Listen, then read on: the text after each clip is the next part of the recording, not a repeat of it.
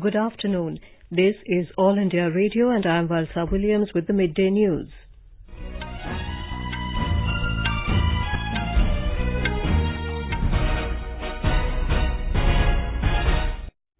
The headlines. Government to develop Eklavya model residential schools at par with Navoday Vidyalayas. Indian Air Force rescue team comprising Army and local mountaineers leaves for the crash site of AN-32 aircraft in Arunachal Pradesh. Preparations in full swing to minimize the impact of Cyclone VAYU, nearly 3 lakh people to be evacuated from coastal areas. Today is the World Day Against Child Labour. And in ICC Cricket World Cup, Australia clashes with Pakistan at Taunton this afternoon.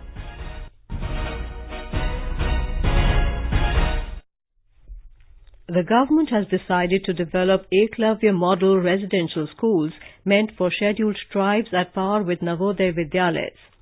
Tribal Affairs Minister Arunachal said the initiative is part of the 100 days target of the ministry towards welfare of scheduled tribes. He was addressing the gathering after launching Direct Benefit Transfer DBT Scholarship Portal and NGO Grants Portal at a function in New Delhi. Mr. Munda appealed to the officers working in the state tribal ministries and centre to dedicate themselves to work for the welfare of the scheduled tribes.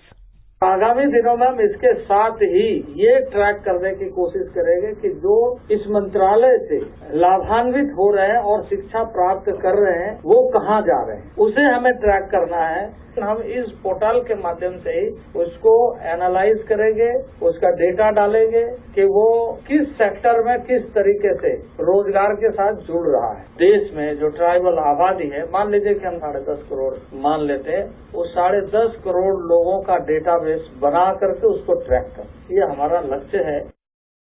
Under the DBT portal, the monetary assistance will be directly transferred to the bank accounts of the beneficiaries.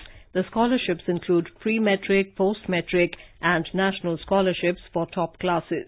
Under it, funds released for scholarships and the numbers of beneficiaries can be tracked. The portal will also help redress the grievances related to the release of the funds. NGOs can register themselves on the portal for grant of funds. In Arunachal Pradesh, a team comprising Indian Air Force, Army and local mountaineers has left for the crash site of the AN-32 aircraft early this morning. Siang District's Deputy Commissioner Rajiv Takuk informed that the team will have to first look out for a suitable landing place near the site or may have to airdrop the team. More from our correspondent. Mr. Takuk said the specific location of the crash site is at Pare Hills near Gateway Village in Siang District. The place where the wreckage has been detected has very dense vegetation with steep mountainous terrain. As of now, there is no any report of the 13 crew members aboard. Mi-17s and advanced light helicopters of the Indian Army are being used for the mission. The ill-fated Indian Air Force AN-32 aircraft with 13 persons on board went missing on June 3 while on its flight to Mechuka in Siyomi District in Arunachal Pradesh from Jorhat in Assam. Rakesh Dole, Air News, Itanagar. Prime Minister Narendra Modi will hold the first meeting of the new Council of Ministers in New Delhi this evening. During the meeting, Mr. Modi is likely to outline the roadmap and action plan of his government. The meeting of the Council of Ministers was a regular feature in the previous tenure of the government. The Union Cabinet will also meet today ahead of the meeting of the Council of Ministers. On Monday, the Prime Minister had interacted with all secretaries of the Government of India and asked them to prepare a 5-year plan document for each ministry with well-defined targets. In Bihar, a multi-specialist high-level team from the centre has reached Patna to assist the state government in the containment and management of rising cases of acute encephalitis syndrome AES in Muzaffarpur. Experts from the National Centre for Disease Control, National Vector-Borne Disease Control Programme, Indian Council of Medical Research and AIIMS Patna are part of the team.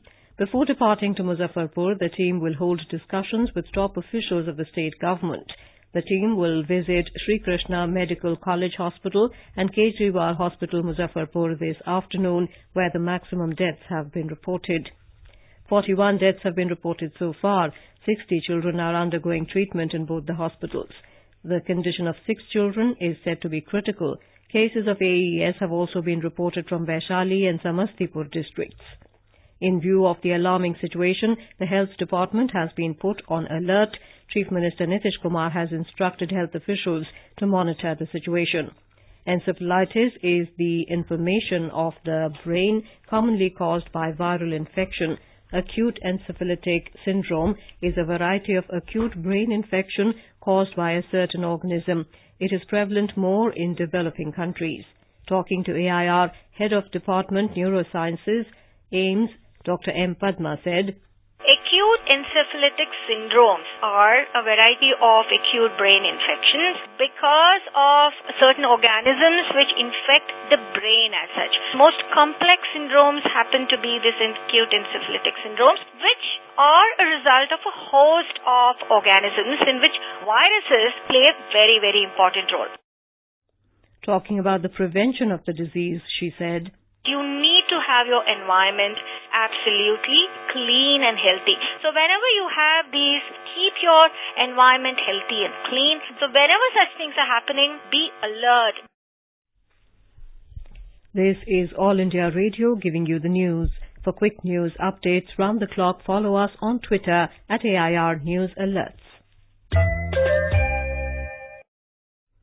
Cyclone VAYU over East Central Arabian Sea is intensifying and advancing closer towards the coast.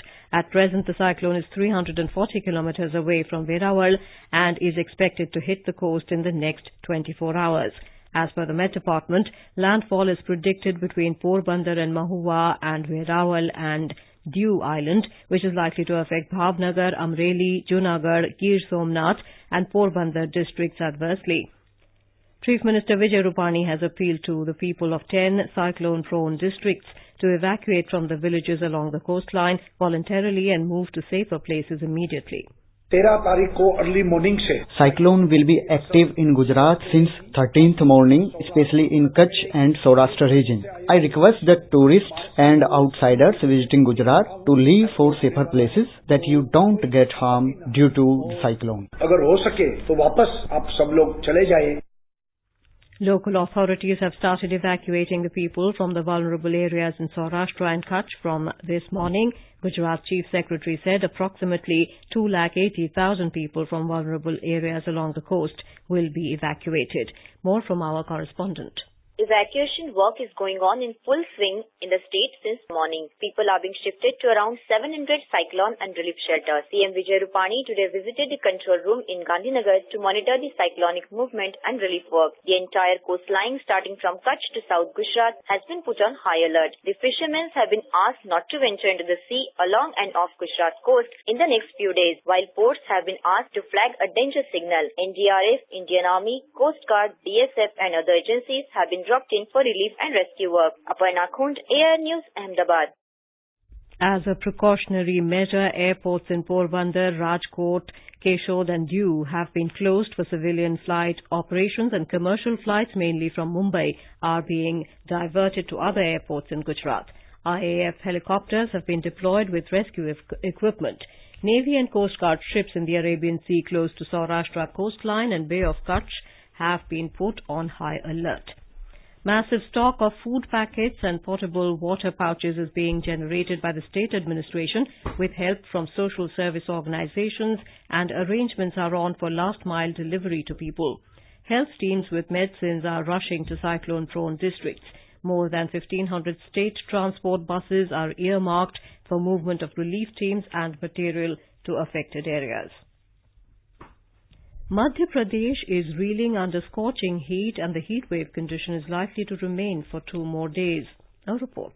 Unbearable heat has thrown normal life out of gear in most parts of the Madhya Pradesh. Almost all regions of the state are reeling under heat wave. Bhopal registered maximum temperature of 45.1 degrees Celsius, 7 degrees above the normal. Meanwhile, the Met Department has issued a red warning for the strong heat wave in 23 districts, including the capital city Bhopal. Sanjeev Sharma, AIR News, Bhopal.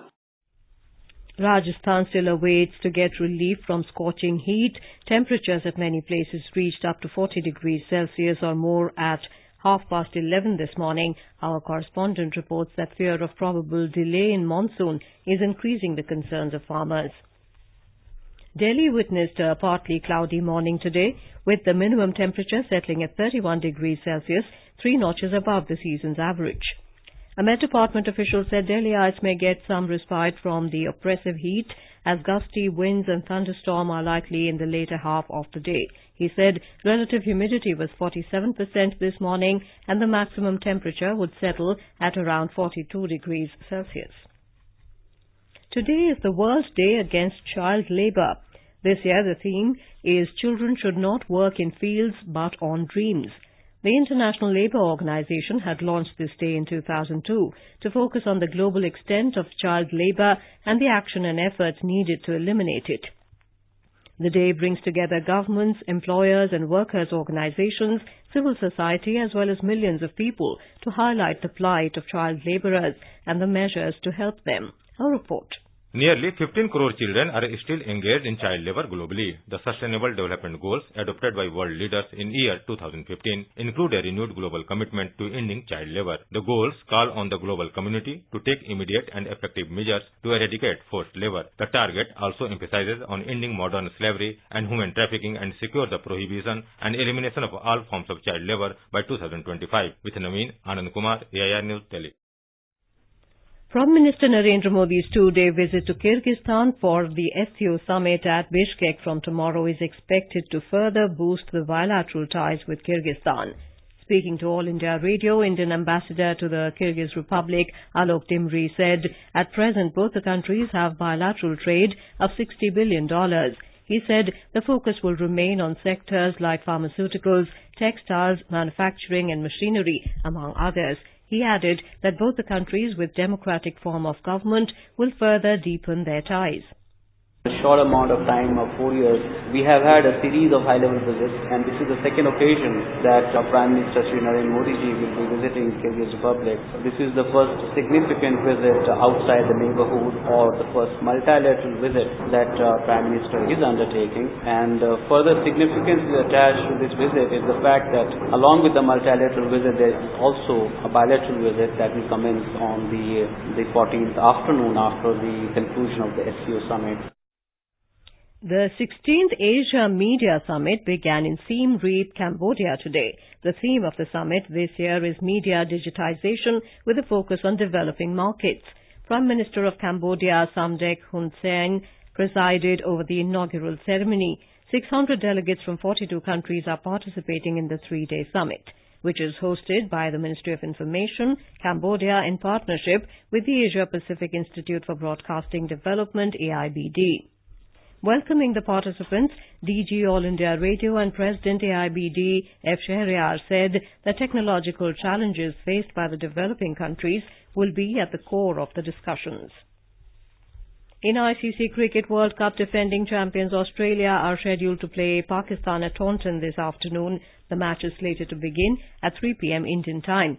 Rain could play spoilsport today as the weather in the Taunton area is cloudy and there is forecast of rain. Due to heavy rains, 3 matches have already ended without result in the tournament, including yesterday's game between Sri Lanka and Bangladesh.